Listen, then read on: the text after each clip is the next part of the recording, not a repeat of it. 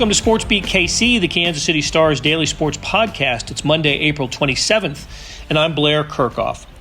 The Chiefs' final pick of the 2020 draft is in, and so were the grades. Nationally, the Chiefs' draft wasn't seen as anything special, B's and C's, I guess, for a collective grade. But locally, they made the honor roll. Chiefs beat writer Herbie Teope is here to explain his grades for all 6 picks, 5 of which received an A or an A-. After a break, we will patch into the Brett Veach post-draft press conference and hear what the Chiefs general manager had to say about the weekend. But first, here's Herbie. Herbie Teope is with us, fresh off the NFL draft. Long weekend for everybody, but they always are. But first of all, I thought it was great that we had the draft.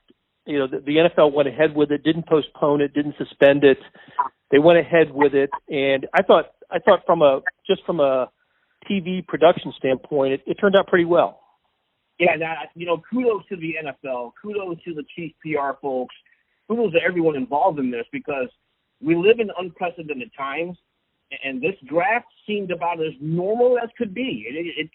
Granted, we were all working out of our homes, we weren't in the media room, but it just seemed normal, and I think the country needed that. Yeah, I agree.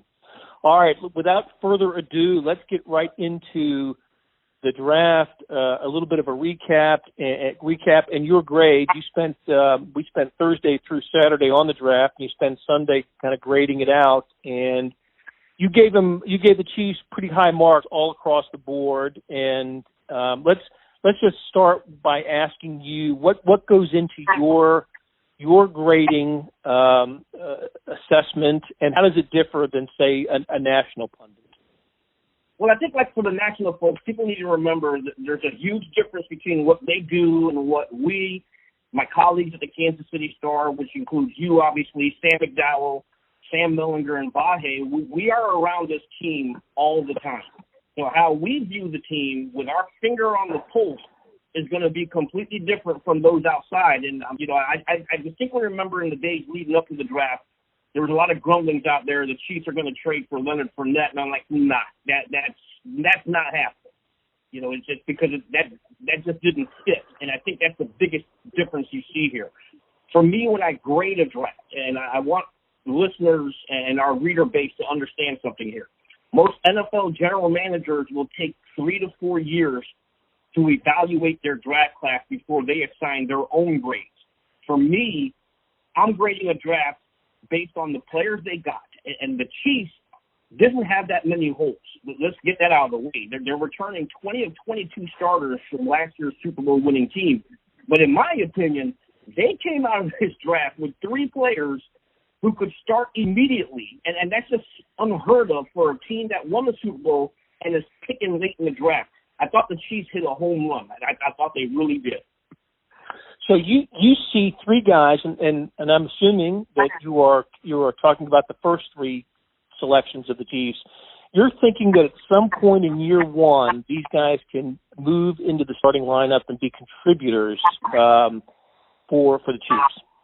Absolutely, and we're Clyde Edwards-Helaire, their first-round draft pick, the second-round draft pick, Willie Gay, immediate type starters. Lucas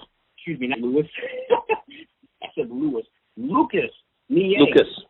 Yep, and he's another guy who's very intriguing. They got extremely good value on this guy in the 3rd round, and he's someone who can start in the interior as well as outside. And I just thought they nailed it. They really nailed it through the first 2 days.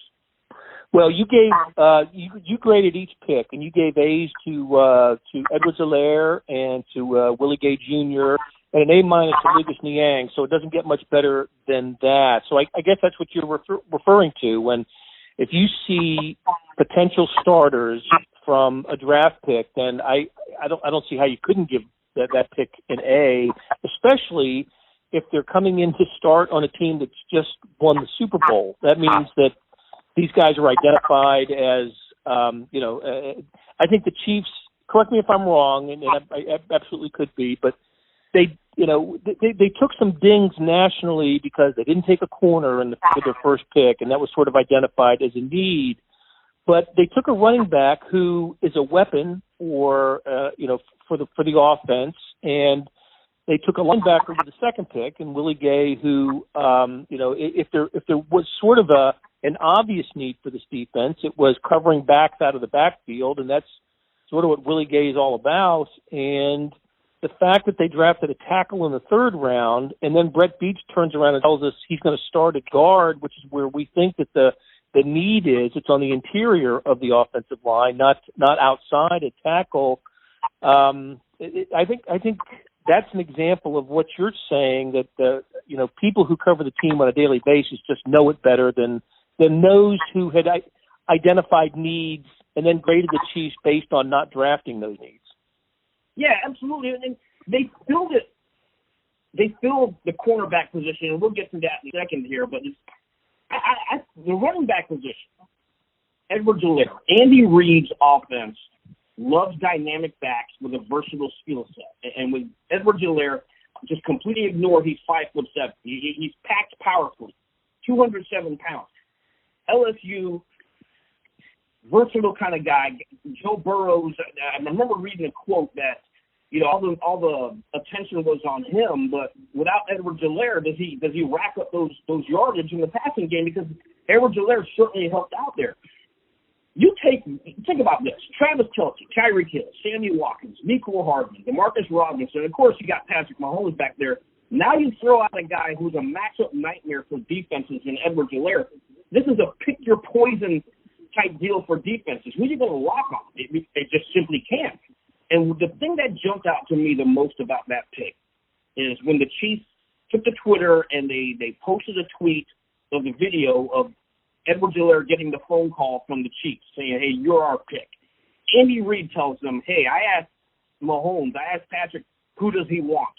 Brett Veach says the same thing. "I asked Patrick Mahomes, who does he want?" Mahomes replied back, "Clyde." Hey, if Mahomes wants him, who are we to judge this pick? Right. The other thing that stood out to me was just in reading the profile, he's great with, obviously great out of the backfield, 55 receptions last year. That's an absolute must. In fact, they split him out wide at times at LSU. And he doesn't drop. I think in his career, 68, maybe last season, 68 targets, 3 drops, and ball security is a strength, which is not the case with DeAndre Swift and Jonathan Taylor. I could see where just a little bit of fumbleitis would be enough to scare Andy Reid away. So okay, well let's switch quickly to Willie Gay and what's his great strength? What do you think he brings? 4.46 speed. Yeah. Look, when you got Damian Williams and Anthony Hitchens as your starting linebackers, they're great linebackers. Don't get me wrong there, but they had a clear need for a linebacker who could go sideline to sideline with great speed, great instinct, great playmaking ability, a hard hitter, and Willie Gay fit that need. I was obviously, as most people know, I was pounding the table, get Zach Bond. But you know what? I'm not gonna ding this pick here because Gay is a pretty darn good player himself. Yes, he comes with red flags from college. We wrote about that on draft night. Andy Reid addressed it. Brett Veach addressed it. And Gay addressed it as well. We're talking about academic issues. He got in a fight with his quarterback. But the Chiefs did their due diligence on this guy, and they felt pretty comfortable taking him. And I think, who are we now? Brett Veach has built a Super Bowl roster. I think he deserves a pass at least this maybe 1 or 2 years. Then we can start going back. What are we doing here? But I love the pick. 6'2", a solid 240 pounds, and again that speed, 4.46 speed, and Steve Spagnuolo's scheme where he gets the most out of those linebackers. I think this is a home run pick, and yes, I gave him an A. Yeah, and I think also I think the Chiefs locker room can help bring around any player who maybe needs to be brought around, right? The Frank Clarks, the Tyrann Matthews, there is great leadership in that locker room. So third round pick, Lucas Niang, the tackle from TCU. I think the story that stood out was the game that he had against Ohio State, not this past season, but in 2018, where he had to block both Nick Bosa and Chase Young, and it was Chase Young who said after the after the game. Or no, he said, I think he must have said at the combine when he was asked if any offensive tackle had stood out to him in his career. He didn't identify Lucas Niang by name, but said, yeah, that TCU tackle that was blocking me that night, he remembered him. And the Chiefs used that. But we think he is he's not going to be a reserve tackle, but you see him as his path is as a guard. Yeah, is that right? Yeah, and Brett Veach also said the same thing after that pick where he said he could see him starting off at the guard position. But the Chiefs had a clear eye to the future here at the tackle position. Mitchell Schwartz turns 31 in June. Eric Fisher turns 30 after the 2020 regular season. So you had to eventually address the tackle position. This guy gives you that swing flexibility, that all-important swing flexibility, because he can play both sides of the line of scrimmage. On the offensive line. This is a kid. Here's a stat that Patrick Mahomes will love, especially knowing the elite defensive ends that come off of the left side of the defensive line, which would be the right side of the Chiefs' offensive line. Niang closed out his collegiate career at right tackle and didn't allow a sack in 2 straight seasons. That's a phenomenal stat. And you mentioned 2018, so of course that would include that Ohio State game where he went against Chase Young and Bosa. This is a stud. Right. It's a tremendous value pick for the 96th player overall in the 3rd round. It was a home run. I would have loved for them to get Robert Hunt out of Louisiana Lafayette, but he went a lot earlier. But this is a great plan B. Okay, 2 of their next 3 picks, or 2 of their final 3 picks, they did go secondary with the Sneed, L'Jarius Sneed, the safety from La Tech, and then that was in the 4th round. And then they traded with Tennessee to have a final pick in the 7th round, and they picked up BoPete Keyes from Tulane. Just touch on those 2 guys, and those were need picks. What stands out about those 2?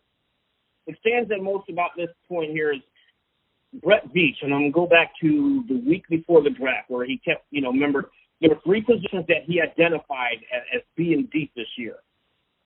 And cornerback, he listed cornerback, wide receiver, and offensive line. This shows you just how deep the draft was.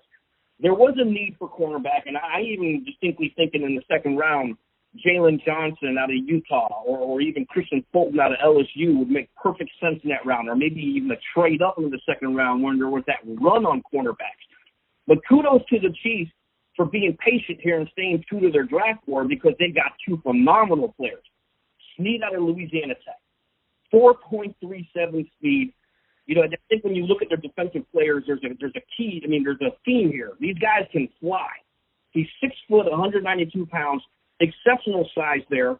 He loves to tackle. You can't go wrong with that because normally when you think of cornerbacks, these are the guys that shy away from contact, but you're not going to have that issue here with Sneed. He played safety his final year at Louisiana Tech, but before that he was a cornerback. And Chiefs area scout Willie Davis said after the pick that he thinks his natural position is corner.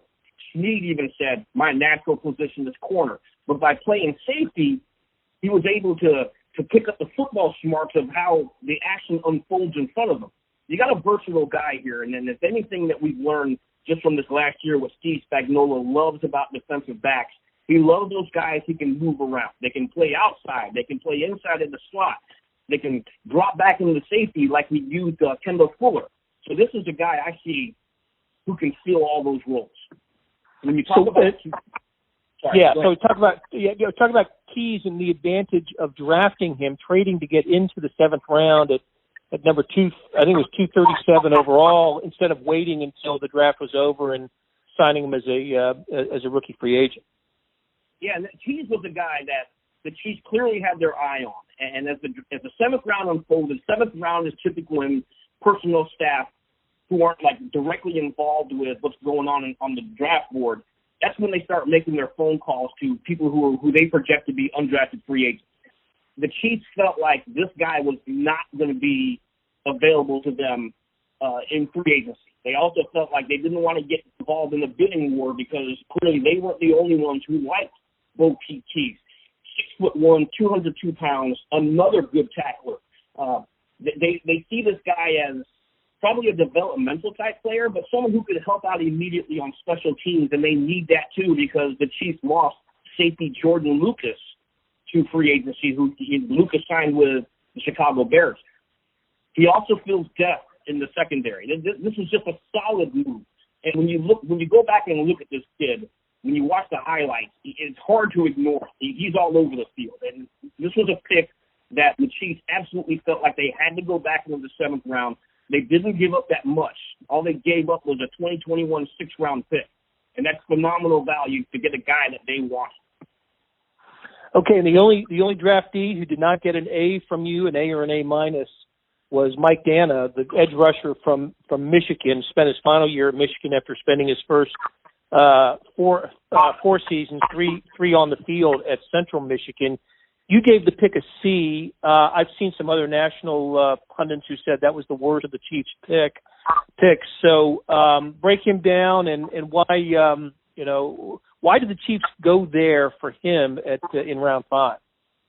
When you talk to the area scout and when you see some of the stuff that's written about Mike Dana, he's viewed as a developmental guy. And there's nothing wrong with developmental players in the 5th, 6th, 7th round. There's still some depth there, but it's like I don't know what the clear vision is for him. He's not going to get any playing time over Frank Clark. He's not going to unseat Alex Okafor on the other side there. Exactly where does he fit in the scheme? He also doesn't seem to me like a guy that is an ideal fit for Steve Spagnuolo, what he likes to do. Now, starting off, can he be a rotational guy? That's probably where he's going to have to develop into because I don't see this guy coming in immediately and starting. He'll have to battle because there's a lot of good players in front of him currently on the Chiefs roster. But, he might be able to have to carve out a niche on special teams initially, and that's perfectly fine because, as we all know, for young rookies, the perfect place to develop is on special teams because you are able to play fast. This is a kid who transferred from Central Michigan and then ended up at Michigan, and now he's with the Chiefs. So we'll have to see how this plays out with him. Okay. Hey, and so the Chiefs signed 18, free agents after the draft. Any of those names stand out to you? Anything? The Missouri kid on here, but who? Any names that people should remember from this group? The guy that I really like out of this group is Darrell Williams out of Mississippi State. Okay, his nickname in college was the General. I love that. The reason why I love that pick is because he can play center and guard. And Austin Ryder is in the final year of his contract, the current Chiefs starting center. And Darrell Williams will have an opportunity there to really jump in there and probably carve out a niche. The other person I like, too, is Southern Methodist safety Rodney Clemens. When you go back and watch his highlights, this guy is a heat-seeking missile. He is not afraid to put his nose in there and just knock somebody out with a bone-crushing hit. He had a horrible combine, and that's what probably hurt his draft stock. But as most people like to say, the tape don't lie. And then when you watch tape of SMU, he's all over the field.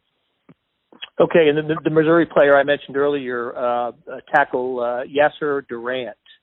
So at least one local. There's a Missouri S&T player in here too, Tershawn Wharton, a defensive tackle. So a couple of Missouri players.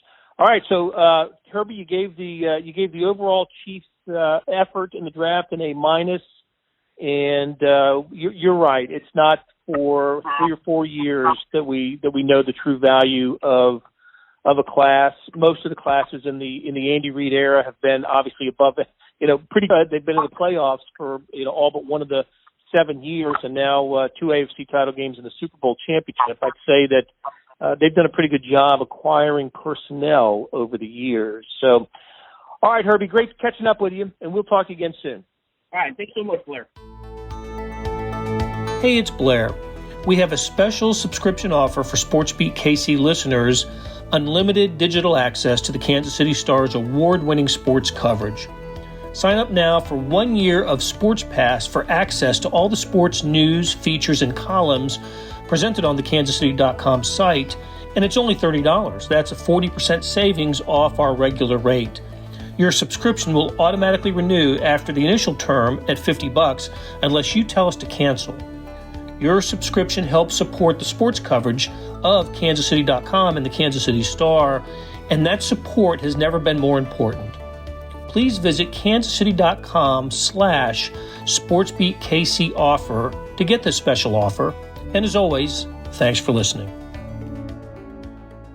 I appreciate you guys for joining to kind of go back and review the last 3 days. Certainly, we're excited about how this draft unfolded.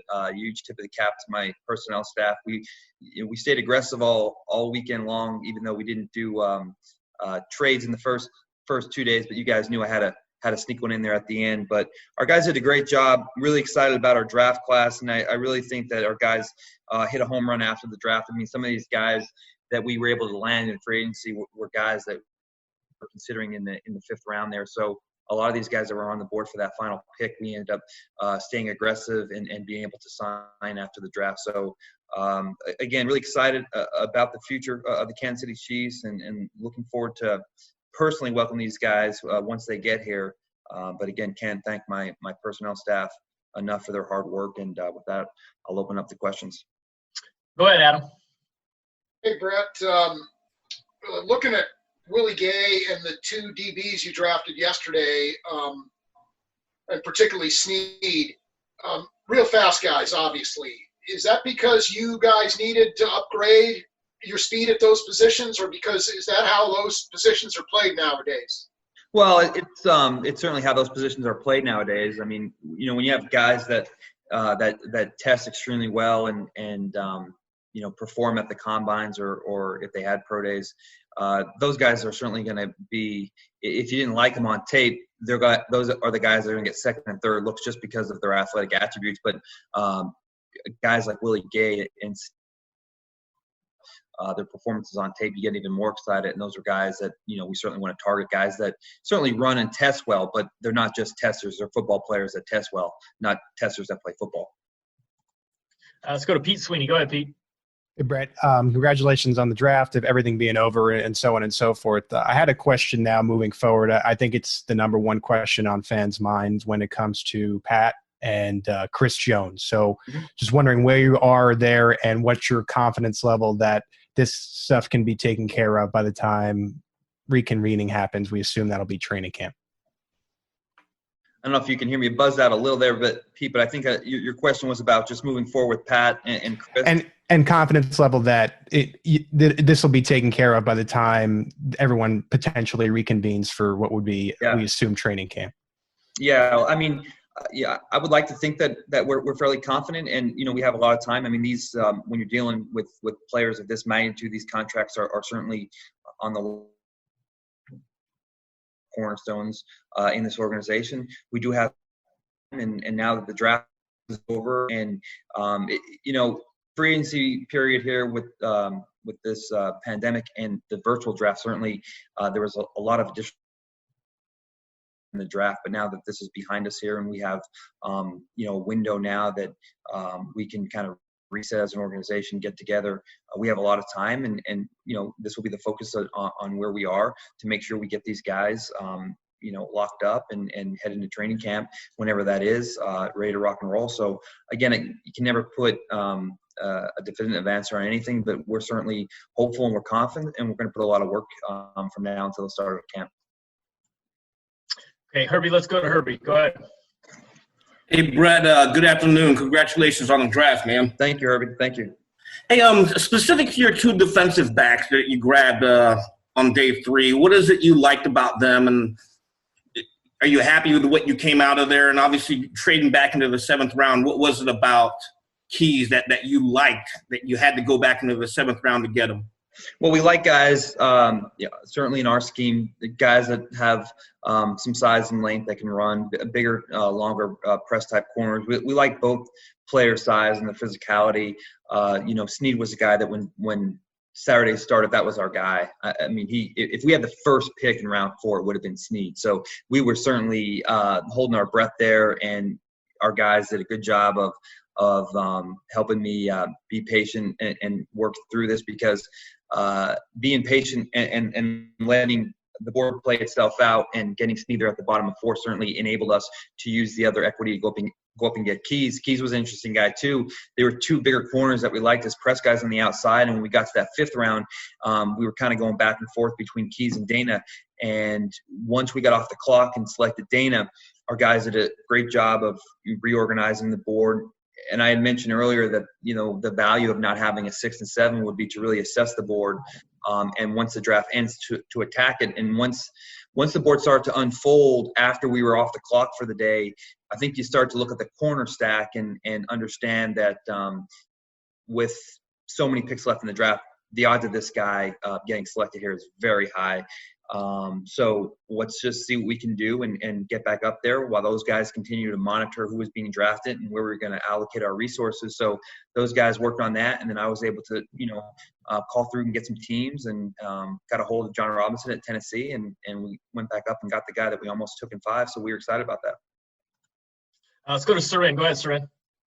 Brett, can you talk a little bit more about making that move? Is that a combination of, your advanced work you do on the 21 draft, and you look at it and say, okay, it's not a corner class next year, or it's just a weak class? How accurate can you be when you try to gauge what you were giving up ultimately by trading a future draft pick?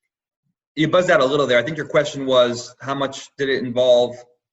You buzzed out a little, Seren? Yeah, I'll repeat it. So how accurate can you be looking ahead to the 21 draft? Like, when you obviously you're kind of taking a loan out against the 21 draft, and can you look at it and say, hey, we don't like the corners with any accuracy, that the 21 corners aren't good, the 21 draft class isn't good, and is that part of what guides you down what you ended up doing? Yeah, I don't know if you can sit there and the whole depth of the corner class next year. Certainly you'll know some guys early on, but I mean, to your point, I mean, that is a good point, that you can't sit there and accurately detail what corners would have been there in 5 or 6 next year. What I can say is that we felt like this kid was a 5th or 6th round pick. We're potentially looking at compensatory picks in 4 and 5, and then we're all hoping that pick is 632. So if that pick is 632, when you add in the compensatory picks in rounds 3, 4, and 5, you're looking at a 7th round value.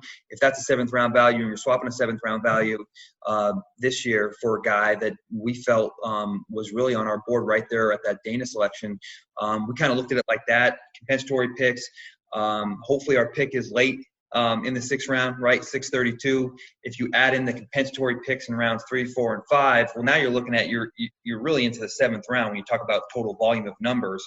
And for where this kid was ranked this year, to your point, we don't know exactly what would be there next year, but we also don't know if there'll be someone that we had graded so high. So we felt the risk was worth the reward, and we were very confident that Keyes would have been drafted. In fact, his agent texted me with a text message from another team. I won't say the team, but he was going to go, I think, 4 or 5 picks later. So we like him. I mean, none of this is a guarantee, and the more great players you have, the more likely you are to have success with these guys. But we certainly liked them, and we felt that made sense when you factor in potential compensatory picks next year, and hopefully, again, the 6th round pick being later in the process there.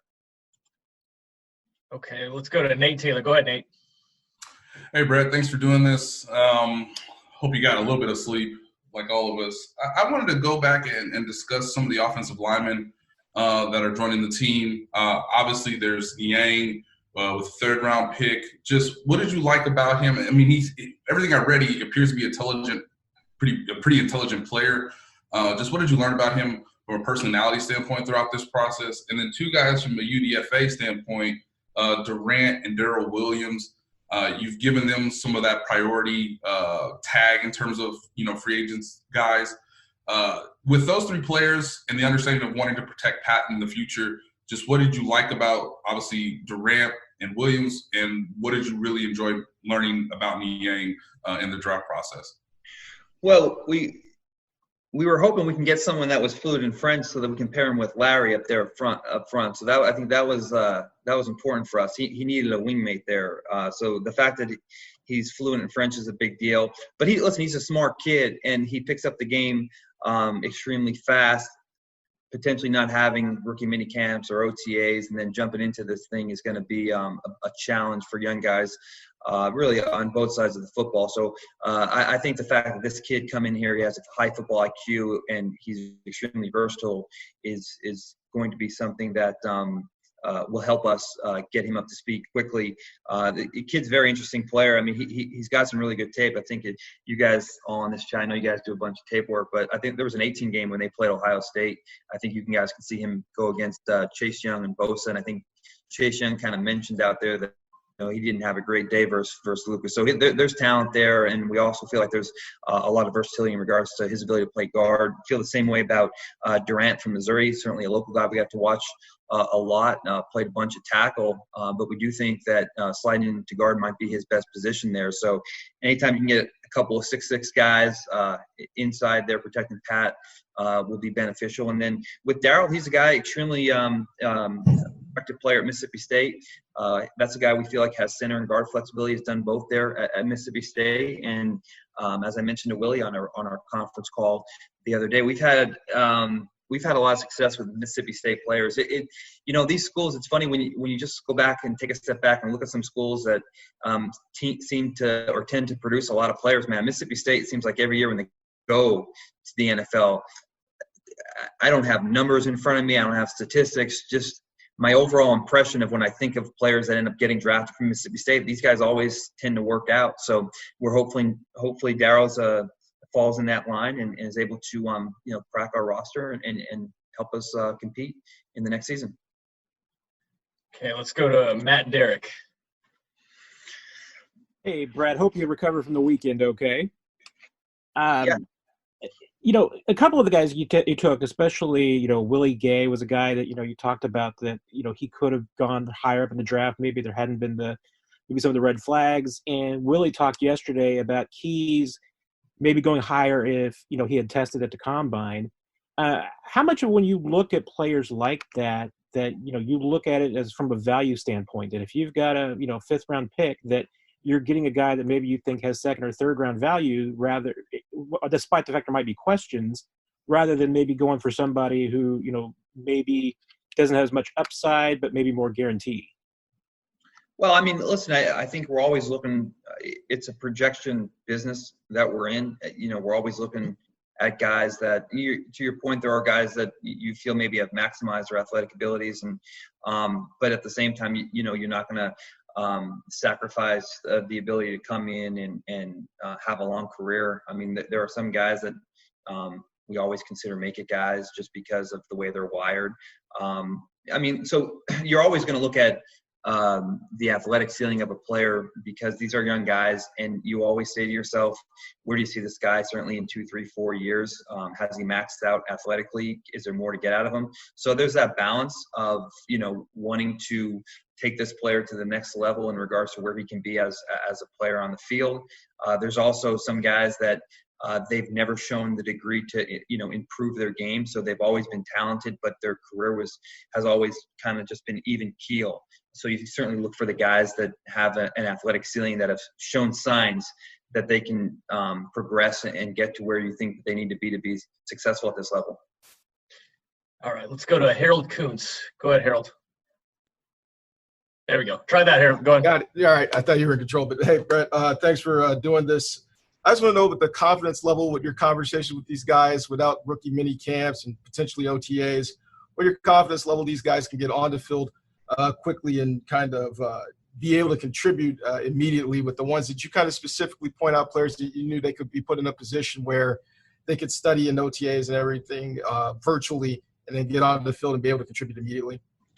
Well, listen, we're very fortunate to have, this is where, it's always an advantage to have a great coaching staff. But, when you have a coaching staff that has been together for so long, this is where I think this will really help.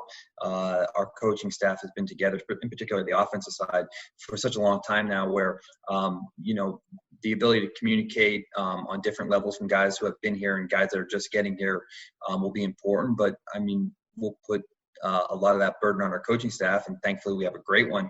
But as you mentioned, it's going to come back to these kids and understanding the environment that we live in and putting them back on them to make sure that wherever they need to be before they get here, when camp starts, they have to make sure that they're prepared because they potentially won't have a rookie mini camp or an OTA. So I guess we won't know, until we get there. As far as my confident level, I'd like to think that I'm confident because we've done a lot of work on these guys, and we know that these guys love the game and love to prepare.